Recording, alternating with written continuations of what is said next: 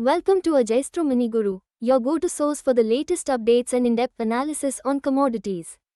Today, we bring you the latest news on ICE cotton futures, which saw a significant rise recently. On Thursday, ICE cotton futures surged by over 2%, driven by a weakening US dollar and growing optimism in the financial and commodity markets. This boost comes after the US Federal Reserve's decision to cut interest rates by 50 basis points, marking a shift in monetary policy. The December cotton contract closed at 73.03 cents per pound, gaining 1.76 cents. Other contracts also showed strength, with March futures settling at 74.66 cents per pound and May contracts at 75.61 cents per pound. As the US shifts towards lower interest rates, the dollar is expected to weaken further, which could benefit international buyers.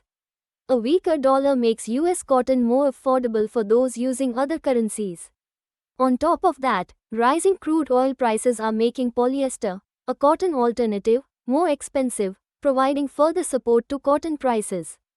Cotton futures had already seen a recovery in August, gaining 1.5% after 4 months of decline. This upward trend seems to be continuing, with analysts remaining optimistic. In export sales, the US booked 106,801 running bales for the week ending September 12. While this marks a 4-week low, it's still an improvement compared to the same period last year.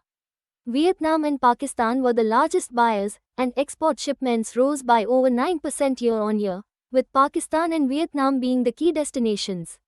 The USDA's crop progress report shows that 39% of US cotton is in good or excellent condition, a slight dip from last week.